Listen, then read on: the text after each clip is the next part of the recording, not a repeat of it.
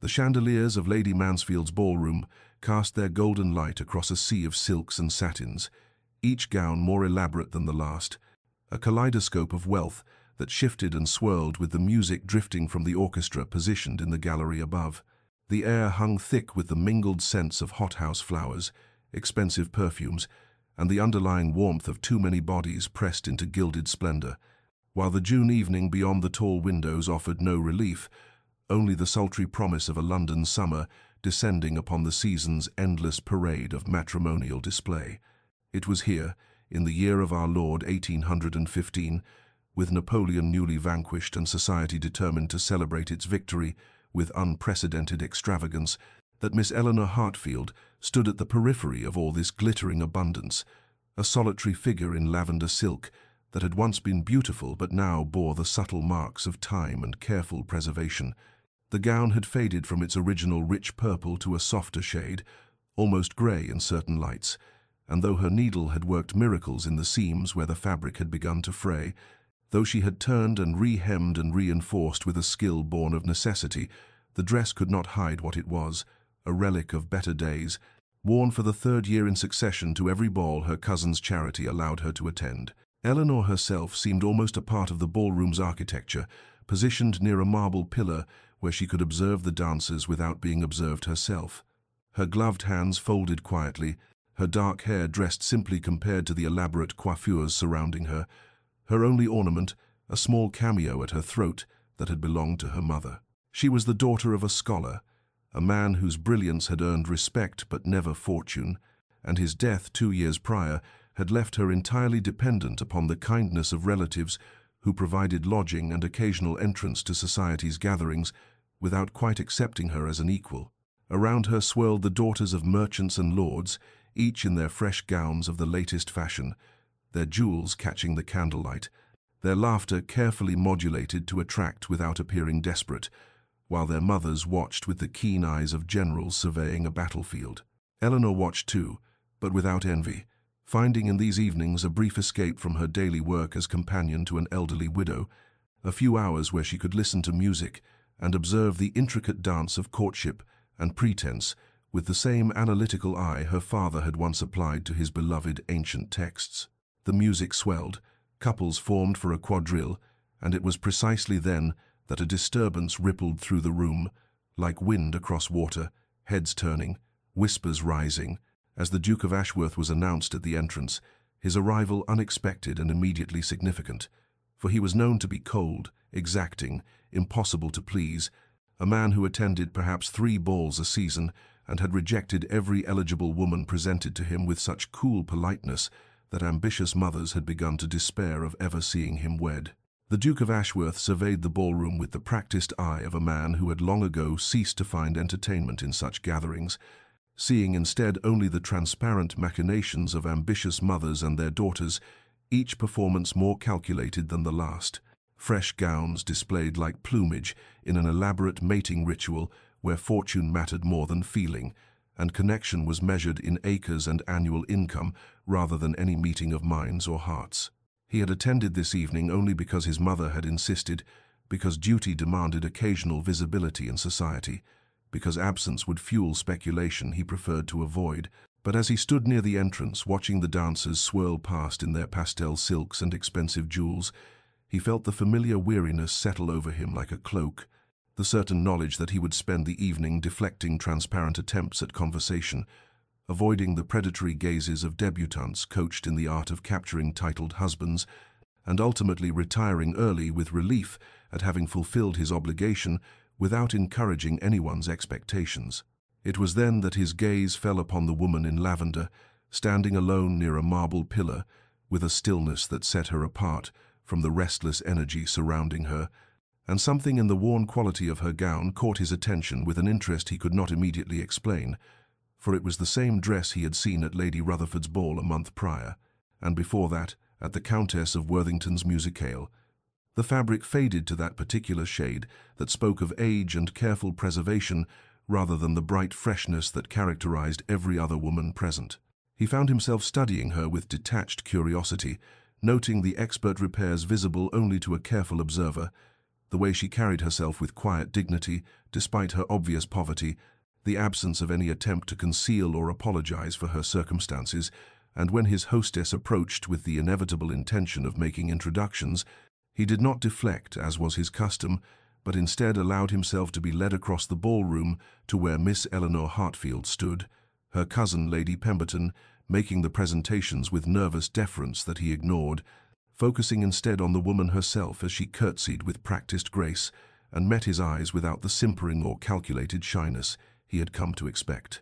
Their conversation was brief, formal, utterly proper, touching only on the weather and the quality of the music, forgettable to any observer. But he noticed that she did not apologize for her dress, did not make excuses or explanations, did not angle for his attention or attempt to prolong the exchange beyond what courtesy required,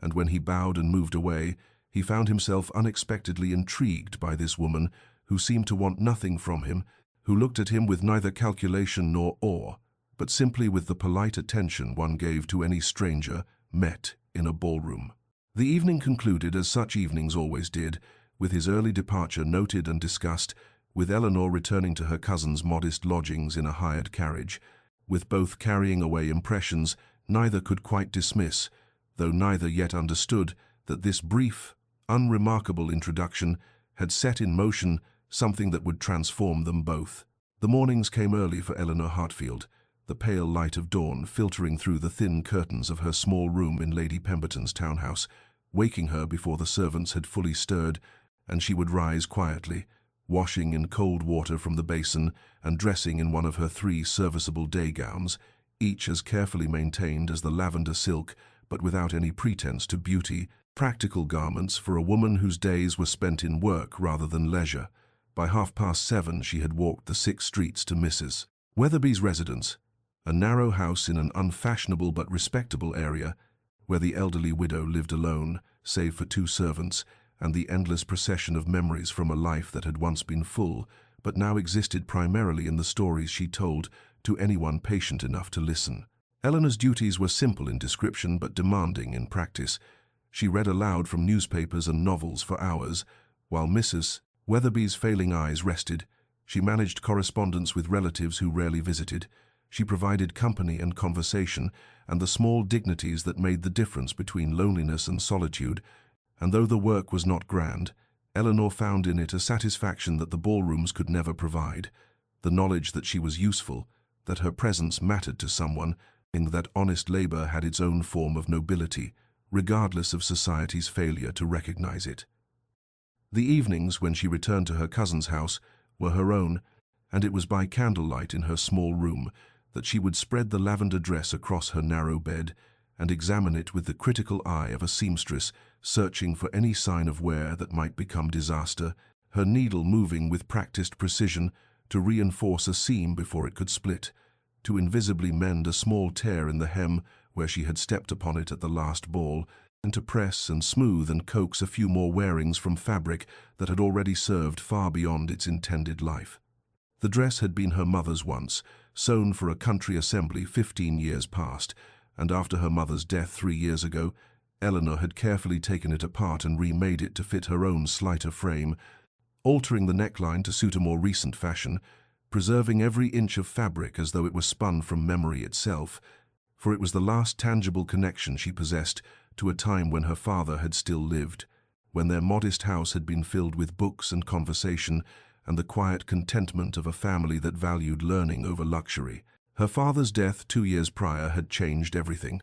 the debts discovered after his passing consuming what little remained, forcing Eleanor to choose between accepting offers from 2 elderly gentlemen who had made their interest clear, men of fortune seeking young companionship in exchange for security, or maintaining her independence through work and the charity of relatives, and she had chosen dignity over comfort without hesitation, though the balls she attended now through Lady Pemberton's kindness were not meant for husband hunting, but simply for those brief hours where she could listen to music and observe beauty, and remember that the world contained more than work and worry, that grace and artistry still existed, even if they were not meant for her, except as a spectator. And in these small pleasures, these moments of borrowed elegance, she found a contentment that asked for nothing more than what it was. 3 weeks had passed since their first meeting, when the Duke of Ashworth appeared again at Lady Castleton's ball, his presence noted with the same flutter of excitement that always accompanied his rare attendances, though he moved through the crowd with his customary air of detached observation, acknowledging greetings with minimal courtesy, while his gaze swept the ballroom with what appeared to be deliberate purpose, until it settled upon Eleanor Hartfield, standing near the windows in her lavender silk, the same gown he had seen before, and now in the brighter candlelight of this particular venue he could discern what he had only suspected previously, the nearly invisible mending along one seam, and the expert way a small tear near the hem had been rewoven with such skill that only someone looking closely would notice, and he found himself considering the hours of patient work such repairs required, the pride that would choose careful preservation over replacement, or the humiliation of appearing in obviously damaged clothing. He observed her for several minutes as she conversed with an older gentleman about a recent publication, and it was this conversation that provided him with the pretext he needed, for he had read the same volume and found it surprisingly insightful, and so he approached with the formal courtesy that characterized all his interactions, waiting for a natural pause before addressing Eleanor directly with a question about her opinion of the author's central thesis, a question that could have been answered with a simple pleasantry, but which she instead met with genuine consideration, her response demonstrating not only that she had read the work carefully, but that she had formed her own conclusions, independent of the critical consensus that had declared it either brilliant or derivative, depending on which journal one consulted. Their conversation evolved from literature to the philosophical questions the book had raised, topics of duty and individual conscience, the tension between societal expectations and personal conviction, and the Duke found himself increasingly engaged, despite his intention to keep the exchange brief, for Eleanor's observations were thoughtful without being pretentious, informed without being pedantic, and entirely free of the simpering agreement or calculated disagreement he had come to expect from women who spoke to him with matrimonial designs. She neither flattered his opinions nor contradicted them for effect, but simply engaged with ideas as though they mattered more than the impression she made, and when he mentioned a related work by a German philosopher, she admitted without embarrassment that she had not read it, asking if he found it worthwhile, and this, too, struck him as remarkable, this willingness to acknowledge the limits of her knowledge rather than pretending to an education she did not possess. The conversation continued for perhaps 20 minutes, longer than he typically spoke with anyone at such events, and he noticed that she made no attempt to prolong it artificially, did not employ the small strategies he had observed in countless other women, the dropped handkerchief or feigned stumble that required his assistance, the questions designed to flatter, or the comments calculated to demonstrate accomplishments, and when the music changed and her cousin approached to introduce her to another guest, Eleanor excused herself with natural grace, leaving him standing alone near the windows, disturbed by how much he had enjoyed speaking with someone who appeared to want nothing from him beyond the conversation itself, who had looked at him not with the assessment of his title and fortune, but with the simple attention one intelligent person gives another. And as he moved away through the crowded ballroom, he carried with him the unsettling realization that he was already anticipating their next encounter, already hoping she would attend the next ball he was obligated to grace with his presence, and this hope felt dangerous in ways he was not yet prepared to examine. The weeks that followed established a pattern that became as predictable as the changing of seasons, for at every ball the Duke of Ashworth now attended with unfailing regularity, a transformation noted by all of society with varying degrees of surprise and speculation, and within minutes of his arrival, his gaze would sweep the room until it found Eleanor Hartfield in her lavender silk, always standing slightly apart from the crush of guests, and he would make his way to her side with the purposeful stride of a man who knew precisely what he sought, and their conversations became the feature of each evening that both anticipated with an intensity neither would have admitted aloud, discussions that ranged from literature to philosophy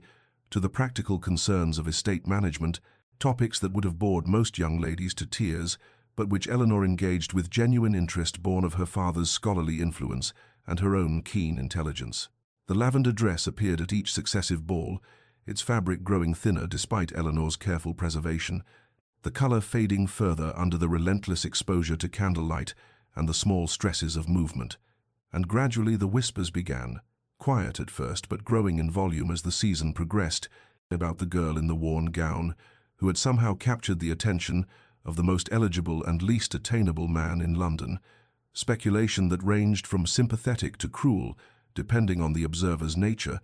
with some suggesting she must possess extraordinary wit or beauty to compensate for her obvious poverty, while others darkly hinted at impropriety or calculation. Lady Pemberton, hearing these whispers and concerned for her cousin's reputation, approached Eleanor one evening before a ball with gentle diplomacy, suggesting that perhaps it was time to accept assistance for a new gown, that she would be honored to provide the fabric and her own seamstress's services as a gift freely given between family, but Eleanor refused with quiet firmness, explaining that she could not accept charity she had no means to repay, that the lavender dress served its purpose adequately, and to pretend otherwise would be a dishonesty she would not embrace.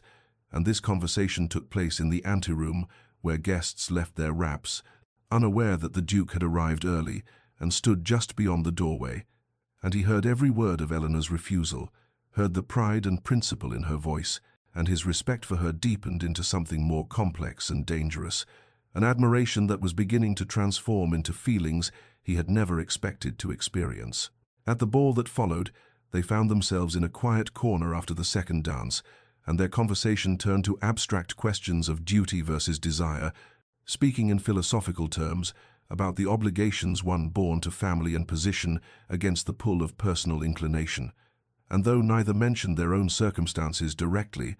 the subtext lay heavy between them, Eleanor speaking of how duty often demanded sacrifice of happiness, while the Duke countered that surely duty included the obligation to one's own integrity, to live according to one's deepest convictions rather than society's arbitrary expectations, and both knew they were no longer discussing abstractions, but the very real question that hung unspoken in the air between them, the question of what might be possible if convention could be set aside, if the barriers of fortune and station could be overcome by something as ephemeral and powerful as genuine connection. And when the evening ended and Eleanor departed in her cousin's carriage, she carried with her the memory of how the Duke had looked at her during that conversation, with an intensity that suggested his interest had evolved beyond intellectual companionship into territory that both thrilled and terrified her in equal measure. The Duke of Ashworth sat in his study 3 days after the last ball, surrounded by ledgers that required his attention and correspondence that demanded responses. Yet he found himself staring at the same line of figures for the third time without comprehension, his mind returning with stubborn persistence to the memory of Eleanor Hartfield's voice as she had spoken of duty and desire, in the way candlelight had caught the threadbare patches in her lavender silk and transformed them into something almost luminous, and he rose from his desk with an exclamation of frustration that startled his valet Henderson, who had entered with fresh linens and now regarded his master with the knowing expression of a servant who had witnessed 30 years of his employer's moods and recognized this particular agitation as entirely unprecedented. Henderson mentioned, with the careful neutrality that characterized his observations, that His Grace had attended more balls in the past 2 months than in the previous 2 years combined, a comment that the Duke acknowledged with a curt nod before dismissing him, and when he was alone again he forced himself to examine honestly what was happening to him. This growing preoccupation with a woman who possessed nothing that society deemed valuable, no fortune to merge with his own, no powerful family connections to strengthen his political position, no prestigious lineage that would satisfy his mother's expectations for an advantageous match. And yet he could not deny that in Eleanor's presence he experienced something he had never felt with any of the suitable young ladies who had been paraded before him season after season, a peace that came from being seen rather than assessed, and from conversing with someone who engaged his mind rather than calculating how to capture his title. He told himself firmly that this fascination was merely the novelty of speaking with an intelligent woman, and that it would fade once he properly attended to his responsibilities and selected a bride from among the appropriate candidates. Yet even as he formed these rational arguments, he knew them for the lies they were, knew that what he felt when Eleanor looked at him with those clear eyes was not mere intellectual appreciation, but something far more dangerous and transformative, something that made him question assumptions he had held since boyhood about the proper ordering of marriage and position and duty. That evening his mother, the Dowager Duchess, arrived unexpectedly at his London residence and found him in the drawing room, attempting to read a treatise on agricultural improvements that held none of its usual interest, and she settled into the chair opposite him with the confidence of a woman who had managed a duke's household for 40 years and saw no reason to request permission. Now, observing that he seemed distracted, and she assumed he must be contemplating which of the season's debutantes he would choose, perhaps Lady Arabella Thornton with her considerable fortune, or Miss Catherine Wexford, whose family's political influence would prove valuable, and the Duke listened to his mother's cataloguing of suitable candidates with growing irritation until he could bear it no longer, and informed her with barely controlled civility that he had not yet made any decisions regarding matrimony, a response that caused the Dowager Duchess to regard him with sharp intelligence and remark that indecision was unlike him, that something must be troubling his thoughts, and though she did not mention Eleanor Hartfield by name, the Duke recognized in his mother's penetrating gaze an awareness that his preoccupation had not gone unnoticed by those who knew him best. Eleanor stood before the small mirror in her modest room the evening of the next ball, fastening the worn lavender silk with fingers that trembled despite her efforts at composure, and she forced herself to acknowledge what she had been denying for weeks now, that the Duke of Ashworth's consistent attention had awakened feelings she had no right to harbor, feelings that threatened the careful equilibrium she had maintained since her father's death, the acceptance of her reduced circumstances, and the determination to preserve her dignity within them. She knew with painful clarity what she was and what she was not,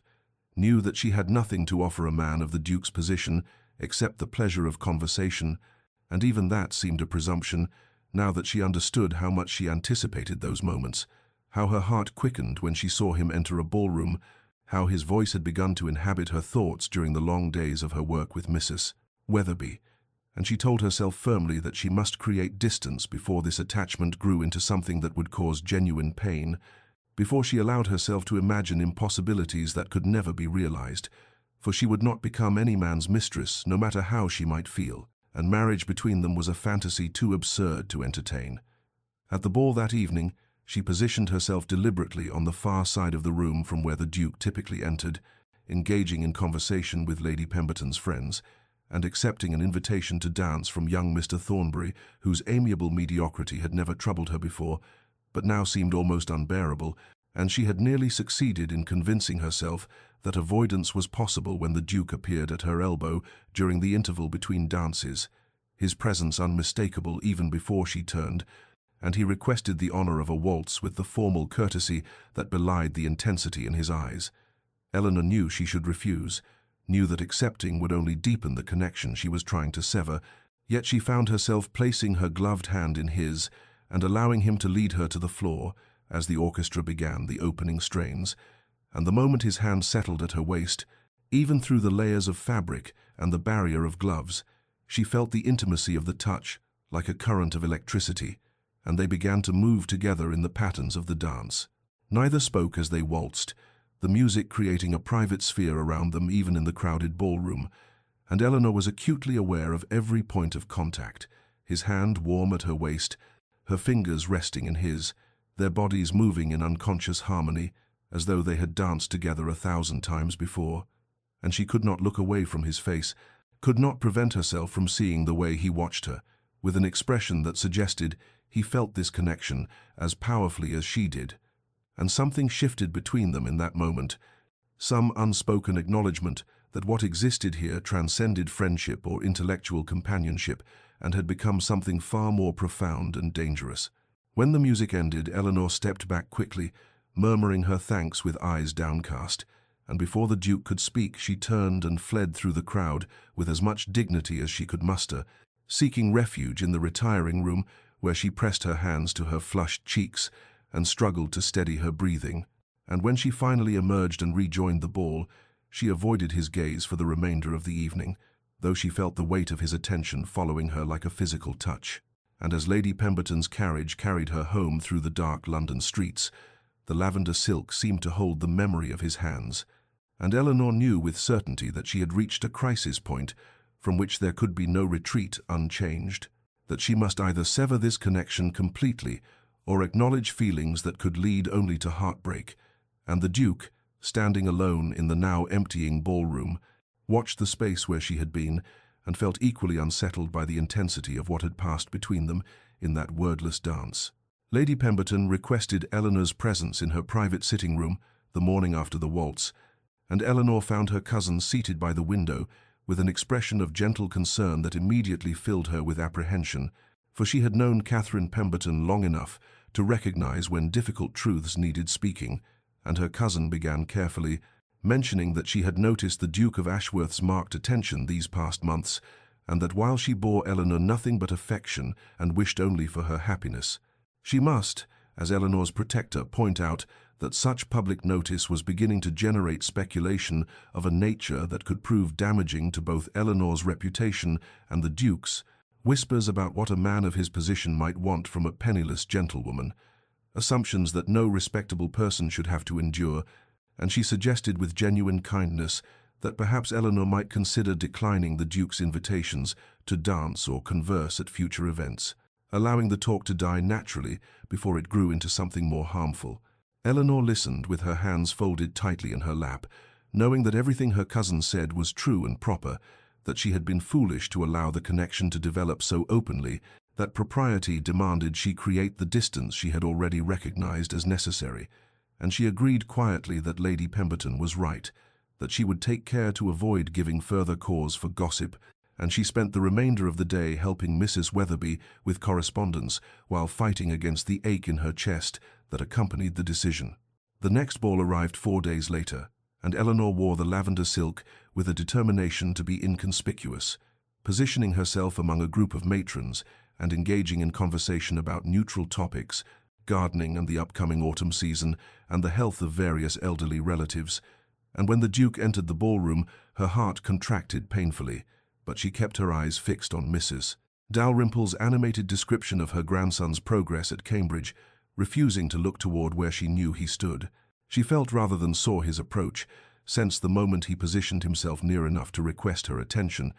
and when he spoke her name with that particular tone that had come to mean so much, she forced herself to turn with polite but distant courtesy and decline his invitation to dance,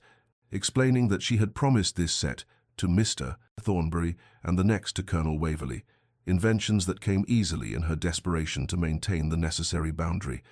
and she watched something shift in the Duke's expression, confusion, giving way to a careful blankness that she recognized as the mask he wore when wounded, and he bowed with frigid correctness and withdrew without another word. Eleanor danced with Mr. Thornbury, barely hearing his cheerful chatter, her eyes finding the Duke across the ballroom as he stood alone near the terrace doors,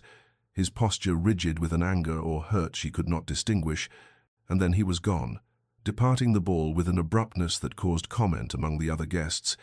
and Eleanor completed the evening with mechanical politeness. While her heart splintered into pieces, she would later gather in private, and when Lady Pemberton's carriage finally carried her home through streets grown cold with approaching autumn, the lavender silk felt heavier than it ever had before, weighted with loss and the terrible certainty that she had done the right thing, even as it destroyed something precious. And she told herself as she prepared for bed that this clean severing was mercy, that brief pain now prevented the deeper agony that would come from allowing impossible hopes to flourish. Yet, as she lay sleepless in the darkness, she could not escape the memory of his face in that moment of rejection, could not convince herself that what she felt was relief rather than desolation. 2 months passed without the Duke of Ashworth attending any London ball, and Eleanor told herself repeatedly that his absence was a relief, that the clean break she had created was exactly what propriety demanded and wisdom counseled. Yet she could not explain to herself why the music at each subsequent ball seemed flatter, why conversations that had once provided pleasant distraction now felt hollow, why she found herself looking toward the entrance, each time the doors opened, only to feel a peculiar emptiness when it was never him, and Lady Pemberton watched her cousin with growing concern, as Eleanor's natural quietness deepened into something closer to melancholy. The light that had briefly illuminated her features during those months of the Duke's attention now extinguished, leaving only pale composure. Mrs. Weatherby noticed as well during their daily sessions of reading and correspondence, and one afternoon when Eleanor's voice faltered while reading a passage about lovers separated by circumstance, the elderly woman set aside her needlework and asked, with the directness permitted by age and affection, what troubled her young companion. And Eleanor found herself confessing the entire situation: the Duke's attention, her own foolish attachment, the necessary withdrawal that Lady Pemberton had advised. And Mrs. Weatherby listened without interruption, until Eleanor finished with a statement that she knew she had done the right thing, even if it caused temporary pain. The old woman was silent for a long moment, her fingers still on the embroidery in her lap, and then she spoke of her own youth, of a gentleman who had loved her despite her family's modest circumstances, how she had refused him out of pride and fear that she would be a burden to his prospects, how she had married instead a wealthy man who gave her security but never understanding, and how she had spent 60 years wondering what might have been if she had chosen courage over propriety, love over prudence. And she told Eleanor gently that sometimes what appears to be wisdom is merely fear dressed in respectable clothing, and that she should consider carefully whether she was protecting her dignity or merely her heart from the risk of hope. Meanwhile, far from London at his country estate in Derbyshire, the Duke of Ashworth drove himself through the management of his lands with an intensity that surprised his steward, inspecting drainage projects and crop rotations and tenant cottages with meticulous attention, as though agricultural improvement might crowd out the thoughts that plagued him during any moment of stillness. But everything conspired to remind him of Eleanor, a book of philosophy in his library that he had mentioned during one of their conversations, the slant of evening light through the windows that matched the amber of her eyes, the change of seasons from summer to autumn that she had once described as a kind of beautiful melancholy, and he found himself remembering not grand gestures but small moments, the way she listened with complete attention when he spoke, the intelligence in her questions, the absence of calculation in her manner, and he could not reconcile the genuine connection he had felt with her subsequent coldness, could not determine whether he had imagined the depth of their understanding or whether something else had driven her withdrawal. His mother, the Dowager Duchess, arrived for a visit in late October, ostensibly to review the estate accounts, but actually, as became clear within hours, to investigate her son's obvious unhappiness, for she had never seen him so withdrawn, so mechanically dutiful, without any spark of genuine engagement, and she knew her son well enough to recognize the symptoms of a heart in conflict, though she waited several days before addressing the matter directly. The Dowager Duchess chose an evening when rain fell steadily against the library windows, creating the kind of enforced intimacy that encouraged honest conversation, and she sat across from her son in the chair that had been her late husband's favorite, watching him pretend to read correspondence while his mind was clearly elsewhere. And finally, she set aside her own needlework and spoke his name with the particular tone that meant evasion would not be tolerated, asking him directly whether he intended to spend the remainder of his life hiding in Derbyshire from whatever had driven him from London with such abruptness, and when he looked up with carefully schooled features, she continued, before he could offer some deflection about estate business, telling him that she had not raised a coward and would not watch him become one now over a matter that was clearly causing him considerable suffering. The Duke set down the letter he had not been reading and met his mother's eyes with the honesty she had always demanded, admitting that he did not know what she meant, which was such an obvious falsehood that the Dowager Duchess actually laughed, a sound without much humor, and informed him that she had not spent 40 years navigating society without learning to recognize a man in the grip of thwarted affection, and moreover, she had made it her business to investigate Miss Eleanor Hartfield, not from any desire to interfere, but from genuine concern for her son's happiness and a mother's need to understand what had affected him so profoundly. She watched her son's expression shift at Eleanor's name, saw the carefully maintained neutrality crack just enough to reveal the wound beneath, and she proceeded to share what her inquiries had uncovered, speaking of Eleanor's father, who had been a respected scholar despite his modest circumstances, of his death that had left his daughter without protection or fortune,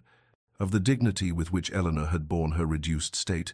working as a companion rather than accepting the several offers she had received from wealthy older men who would have provided security in exchange for youth and beauty, and the Dowager Duchess admitted that she had expected to find evidence of calculation or social climbing, some hint that Eleanor was angling for an advantageous match, but instead she had discovered a young woman of genuine principle who appeared to want nothing from anyone except the right to maintain her self-respect. The Duke listened without interruption, his hands gripping the arms of his chair as though anchoring himself, and when his mother finished by asking him directly whether he loved Miss Hartfield, he found he could not dissemble, could not offer the careful political answer he might give to anyone else, and he confessed simply that, yes, he loved her, had tried to reason himself out of it by cataloguing all the ways she was unsuitable by society's measures. No fortune, no connections, no powerful family to advance his interests, but none of it mattered because she was the only person who had ever seen him rather than his title, who had wanted nothing from him except honest conversation, and he feared she did not return his regard, given how completely she had withdrawn from him at that last ball, how she had refused his invitation to dance with a politeness that felt like a blade. The Dowager Duchess was quiet for a moment, considering her son with an expression that mingled affection and exasperation, and then she said something that surprised him, that happiness was far rarer than fortune,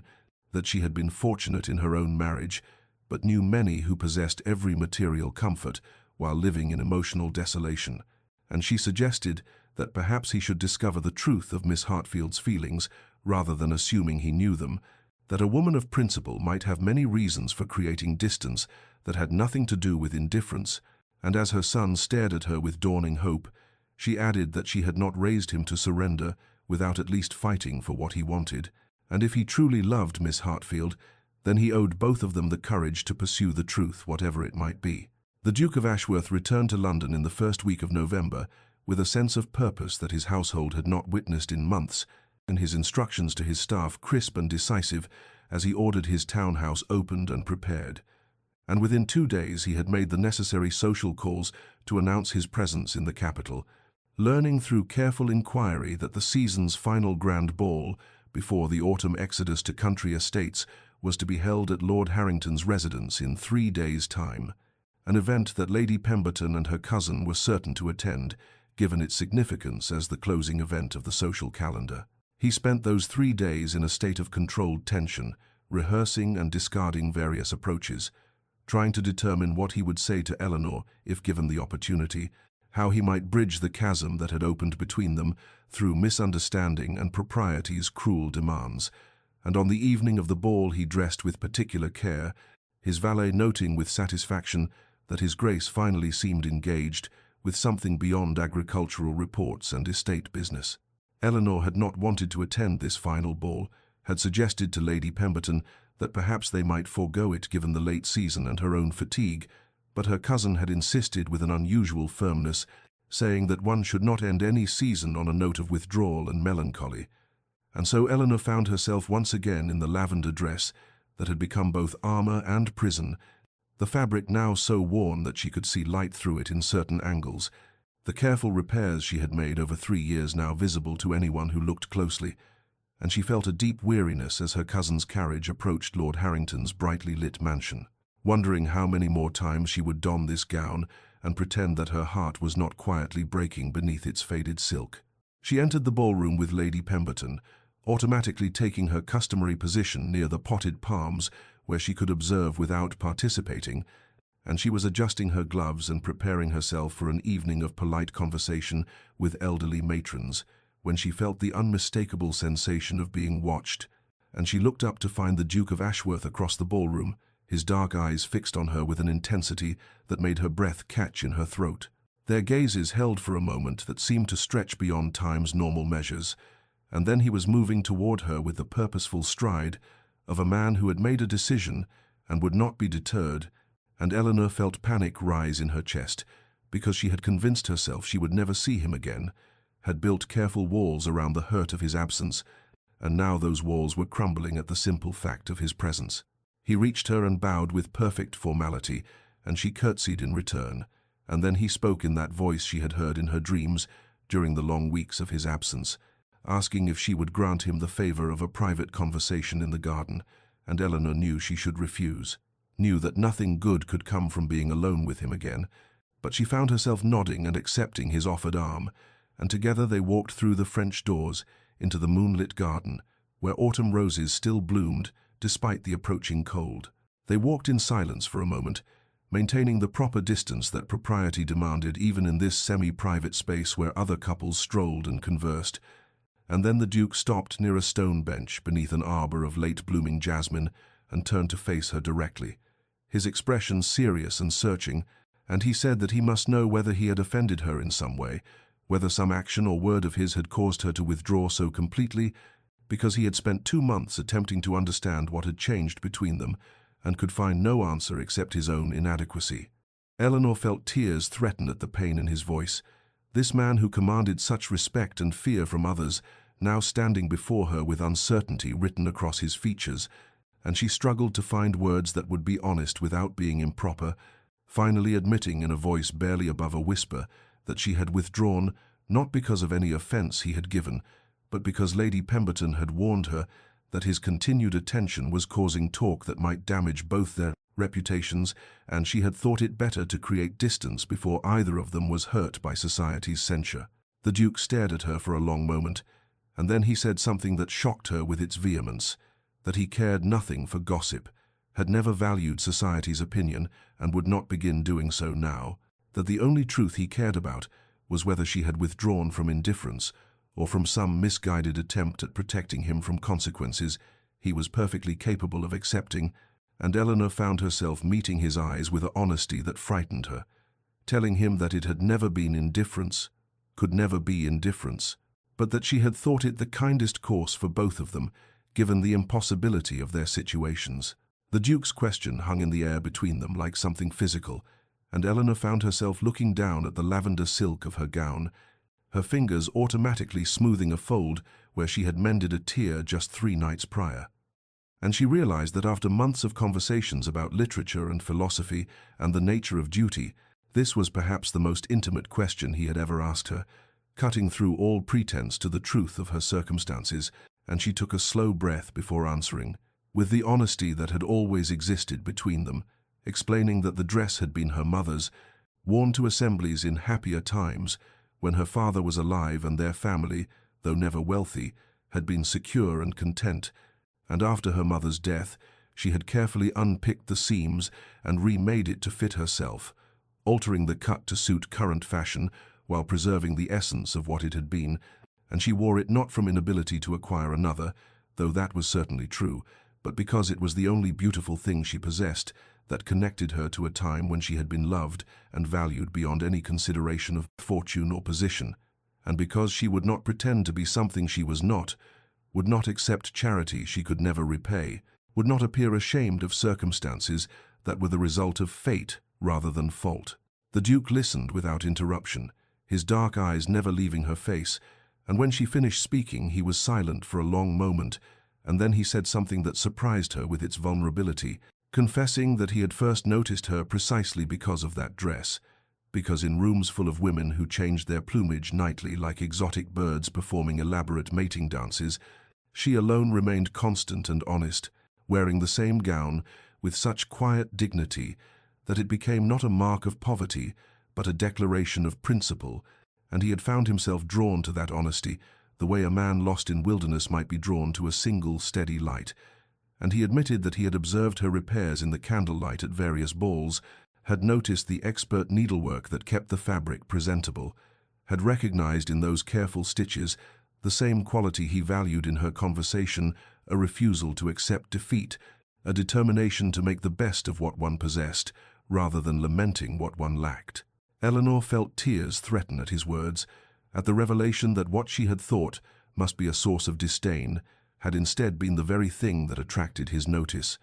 and she looked up to find him watching her with an expression that made her heart race in a way that had nothing to do with propriety or caution, and for a moment they stood in that moonlit garden, surrounded by the scent of jasmine and autumn roses, 2 people who had found in each other something neither had expected to discover,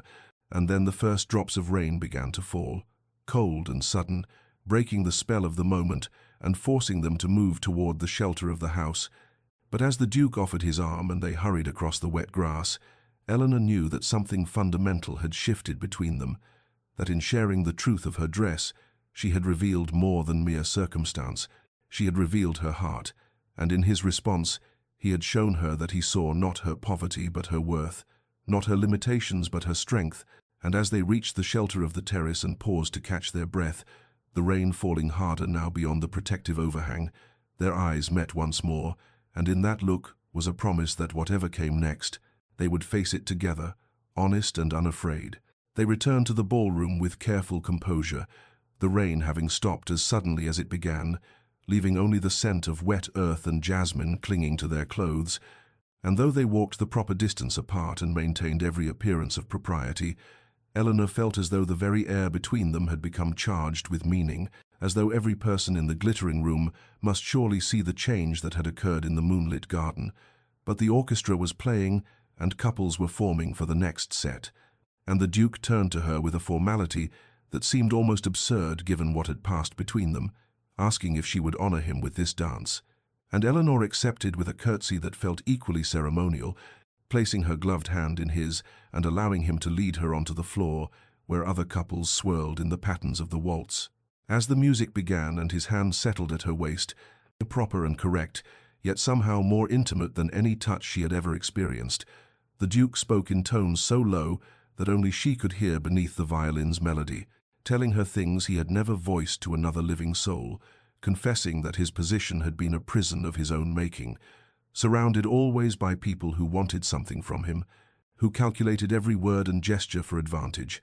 who saw not a man but a title, a fortune, a stepping stone to their own ambitions. And in all the years since inheriting his duchy at his father's untimely death, he had not experienced a single moment of genuine human connection until the night he first spoke with a woman in a faded lavender dress, who asked nothing of him and gave him the gift of seeing him as simply himself. Eleanor listened as they turned and stepped in time to the music,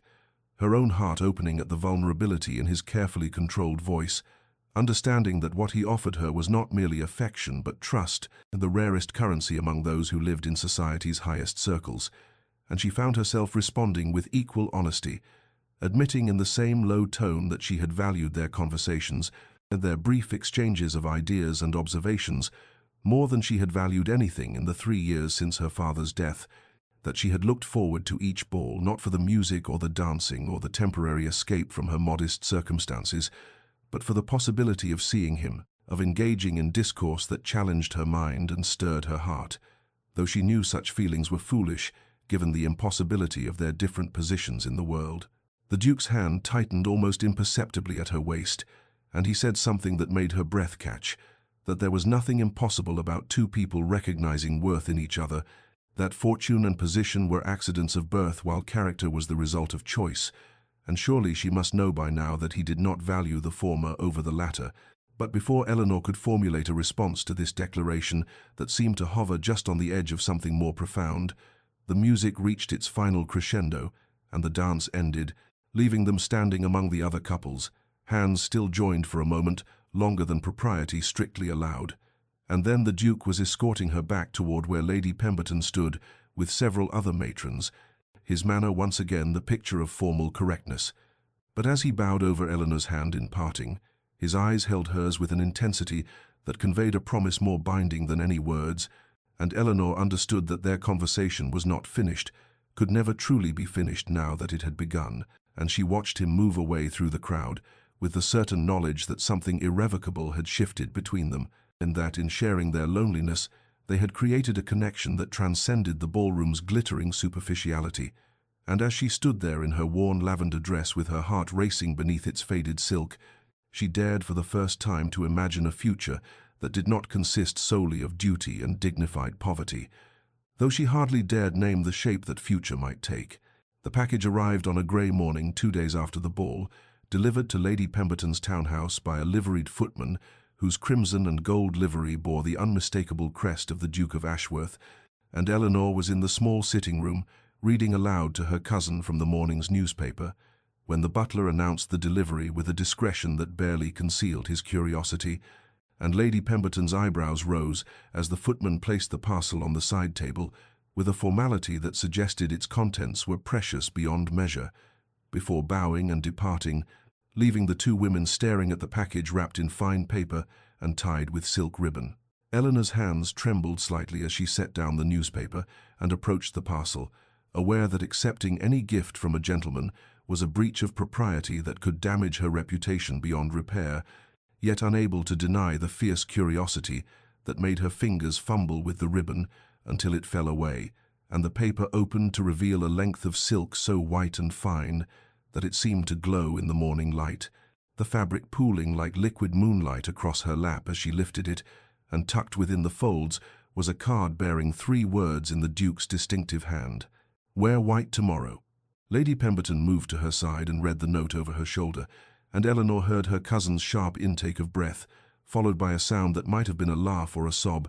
and when Eleanor looked up, she found Lady Pemberton's eyes bright with tears and something that looked remarkably like hope. And her cousin said gently that Eleanor must understand what this meant, that a man did not send such a gift, did not choose white silk with such care and intention, unless he planned to ask a question that required an answer, dressed in the color of new beginnings and sacred promises. Eleanor protested that accepting such a gift was impossible, that she could not compromise herself or him by taking something so valuable and so laden with implication, but even as she spoke the words, her fingers stroked the silk with a reverence that betrayed her true feelings, and Lady Pemberton sat beside her and took her hands, speaking with the wisdom of a woman who had navigated society's treacherous waters for 3 decades, explaining that sometimes propriety must bow to possibility, that if Eleanor refused this gift, she might be refusing the very future the Duke was offering,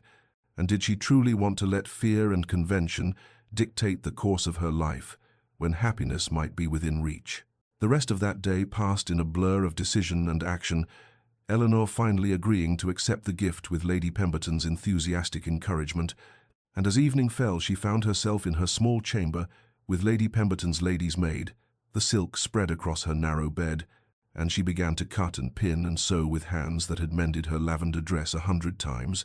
but had never worked with fabric of such quality, creating a gown of simple elegance that would let the silk speak for itself, her needle moving through the material with the precision born of years of necessity, transformed now into artistry, and she worked through the night by candlelight, while Lady Pemberton checked on her periodically with encouraging words and cups of tea. And as dawn broke and the gown took its final form, Eleanor held it up, and saw in its simplicity and grace a garment that was neither pretentious nor apologetic, but honest, much like herself, and she thought of the Duke's note, those 3 words that promised everything and explained nothing, and allowed herself for the first time to imagine that tomorrow might bring not just another ball, but the beginning of a life she had never dared to hope for. The evening arrived with all the weight of fate disguised as ordinary autumn twilight, and Eleanor stood before the mirror in Lady Pemberton's guest chamber, hardly recognizing the woman who gazed back at her, transformed not by artifice or pretense, but by the simple grace of fine white silk that fell in clean lines from her shoulders to the floor, the gown she had sewn with her own hands now revealing what the faded lavender had always concealed, that beneath the worn fabric and mended seams had always existed. A woman of quiet beauty, her dark hair arranged simply, her only ornament, the slight flush of nervousness coloring her cheeks. And Lady Pemberton stood behind her with tears gathering in her eyes, declaring that Eleanor had never looked more herself, more perfectly and honestly beautiful. And as they descended to the waiting carriage, Eleanor felt her heart beating so rapidly she feared it might be visible through the silk, wondering what the Duke intended or what question he planned to ask, though she hardly dared give name to the hope rising within her chest like dawn, breaking over a landscape long held in darkness. The ballroom was already brilliant, with candles and conversation when they arrived, the season's final grand assembly drawing all of society's most elevated members, and Eleanor hesitated at the entrance, suddenly aware of every eye that turned toward her, the whispers that rippled through the crowd like wind through wheat, voices asking who was this woman in white, remarking that surely it could not be Miss Hartfield, the poor relation always seen in that faded lavender gown, but the whispers fell away to nothing when the Duke appeared, crossing the polished floor with a purposeful stride that ignored every rule of protocol and precedent, his eyes fixed on Eleanor with an intensity that made her breath catch, and he bowed before her with a formality that seemed almost ceremonial, while his gaze held hers with warmth that contradicted the gesture's correctness, and Eleanor sank into a curtsy that felt like an answer to a question not yet spoken, and when he extended his hand and requested the honor of the first dance, a waltz, which by custom indicated particular favor and intention, she placed her fingers in his and allowed him to lead her onto the floor, while the assembled company watched with expressions ranging from shock to delight to barely concealed envy. As the music began and they moved together in the familiar pattern they had danced before, the Duke spoke in tones meant only for her ears, telling her that white was the color of new beginnings and of promises made and futures claimed, and that he had sent the silk because he had a question to ask, but wanted to ask it of a woman dressed as befitted her true worth rather than her temporary circumstances, and Eleanor's hand trembled in his as she understood finally what this evening meant, what his gift had represented, what his careful attention over these months had been building toward, and she felt tears threatening though she blinked them back, not wanting to miss a single moment of this dance, this conversation, this transformation from woman overlooked to woman cherished. And as they turned beneath the chandelier's light that caught in the white silk and made it shimmer like moonlight on water, Eleanor allowed herself to believe that perhaps the impossible might be made possible, that perhaps worth could be recognized across the divides of fortune and position, that perhaps love might indeed prove stronger than convention, and the Duke's eyes told her without words that her hope was not misplaced, that what came next would change everything. And as the waltz concluded, and he led her from the floor toward a quiet alcove where they might speak in privacy while remaining visible for propriety's sake, Eleanor knew with absolute certainty that her life was about to divide into before and after, and that the woman who had worn the same lavender dress for 3 years out of necessity and pride was about to step into a future she had never dared imagine, but had perhaps always been meant to find. The alcove was set into the wall beneath a portrait of some long-dead ancestor whose stern face seemed to watch over them with disapproval that the Duke ignored entirely as he led Eleanor to the velvet-cushioned seat positioned to allow conversation in relative privacy while remaining visible to the ballroom's occupants. Propriety maintained even in this moment that felt suspended outside ordinary time, and Eleanor sat with her hands folded in her lap to keep them from trembling while the Duke remained standing for a moment, looking down at her with an expression that held both determination and something that might have been vulnerability. And when he finally spoke, his voice was low and steady, carrying none of the flowery phrases or practiced sentiments that characterized most proposals, but instead the same directness that had marked all their conversations, and he said that he had thought carefully about what he wished to say, had rehearsed various speeches in his mind, but found that in her presence all artifice fell away, and he could only speak truth, which was this: he loved her mind that challenged and engaged his own, loved her dignity that refused to bend even under the weight of circumstance, loved her principles that would not compromise for convenience or advantage, and he acknowledged that by the world's measure he brought far more to this potential union than she did, and that she had no fortune or connections or influential family to recommend her, but he argued that by any measure that mattered, they were equals. For what was fortune compared to character? What were connections compared to genuine regard? And he wanted not an ornament to display or a transaction to benefit his estates, but a partner to walk beside him through life, a companion whose conversation he would seek in his last hour as eagerly as he sought it now,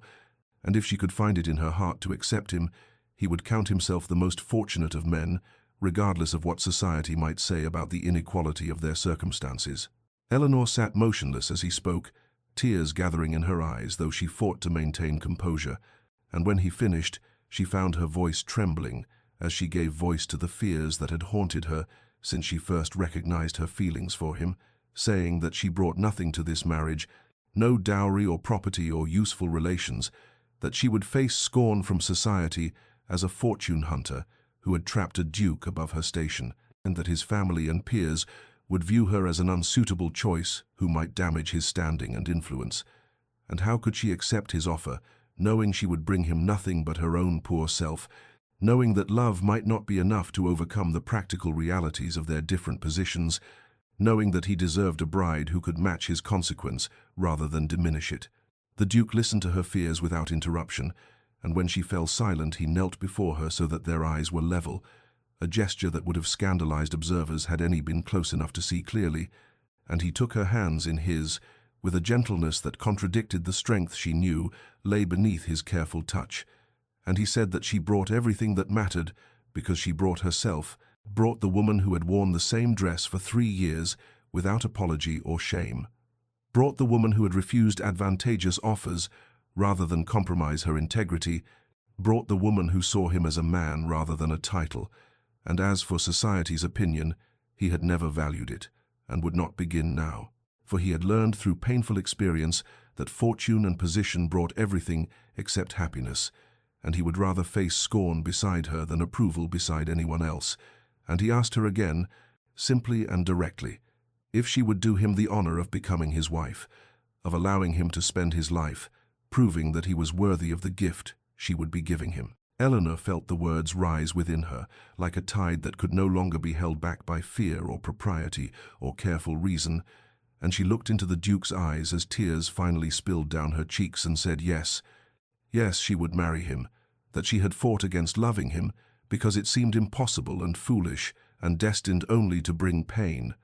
But she could not deny what her heart had known, perhaps from their first real conversation, that she loved him not for his title or his fortune or his position, but for the man he was beneath all those trappings,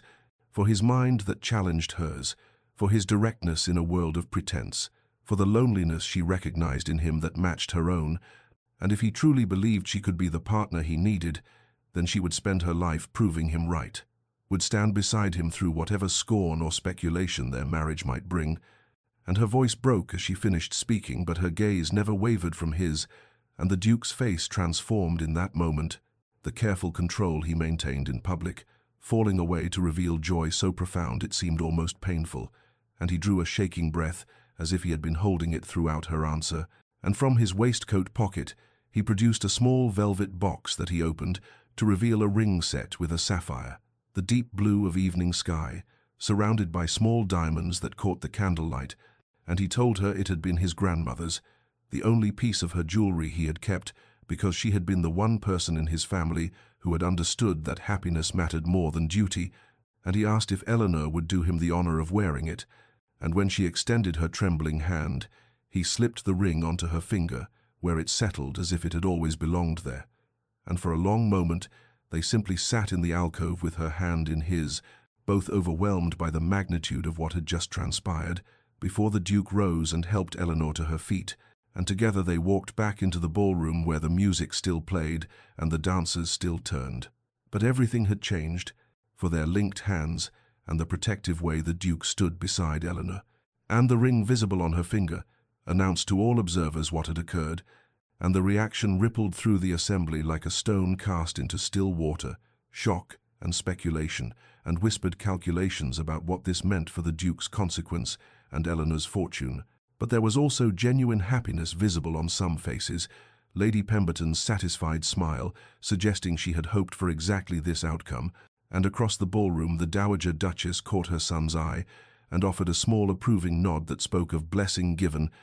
and as the evening continued and Eleanor danced in her white silk gown with the sapphire gleaming on her hand, she felt herself transformed, not by the ring or the proposal or even the fine fabric she wore, but by love itself,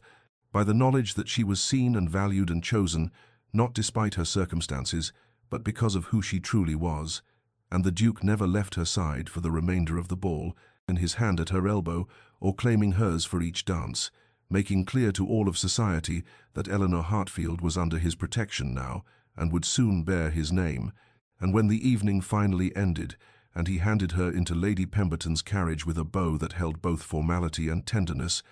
Eleanor knew that the woman who had worn the same lavender dress for 3 years out of necessity had been forever left behind, replaced by a woman who wore white silk and sapphires, and carried in her heart the certainty that love had found her worthy after all. 6 weeks passed in a blur of preparations that Eleanor insisted be kept simple despite the Duke's position requiring certain formalities, and on a crisp October morning, when the leaves had turned to gold and amber and the air carried the scent of approaching winter, Eleanor stood in the small dressing room, adjacent to the chapel on the Duke's country estate, and looked at herself in the mirror, wearing the white silk gown she had made months ago, now enhanced with delicate embroidery she had added during the intervening weeks. Tiny flowers and vines worked in silver thread along the neckline and hem in patterns her mother had once taught her, and Lady Pemberton stood behind her, adjusting the simple veil of Brussels lace that had been the Dowager Duchess's gift, and Eleanor's hands trembled slightly as she touched the sapphire ring she had not removed since the Duke placed it on her finger, and Lady Pemberton said softly that Eleanor's father would have been so proud to see this day, to know his daughter had found not just security, but genuine love. And then it was time, and Eleanor walked through the corridor to the chapel, where autumn light streamed through stained glass windows, casting colored patterns across the stone floor, and she saw the small gathering of witnesses, Mrs. Weatherby dabbing at her eyes with a handkerchief, the Dowager Duchess sitting in the front pew with an expression of satisfaction, and then her gaze found the Duke standing before the altar in his dark coat, his face turned toward her with such open emotion that her breath caught, and she walked toward him without hesitation, without doubt. And when she reached his side and he took her hand, she felt the slight tremor in his fingers that told her he was as moved as she, and the ceremony began with the chaplain's voice speaking the ancient words about love and commitment and the joining of two lives. And when the Duke spoke his vows, his voice was steady and clear,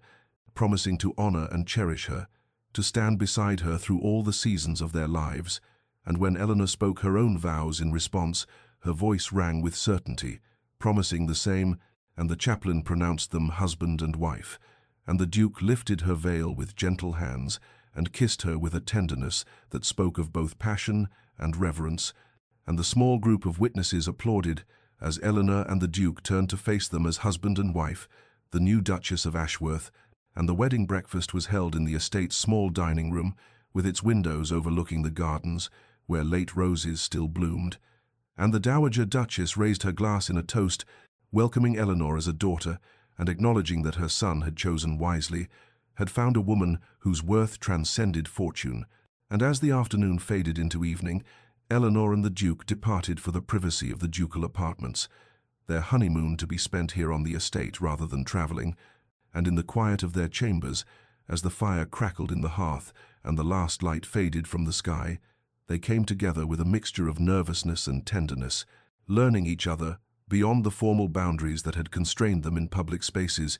discovering the intimacy of touch and whispered words, and the profound vulnerability of bodies joined as their hearts had already been joined. And Eleanor fell asleep that night in her husband's arms, the white silk gown carefully laid aside, and knew that the girl who had worn the faded lavender dress had been transformed not by wealth or position, but by love itself, by being chosen and cherished for exactly who she was. 5 years had passed since that October wedding in the small chapel,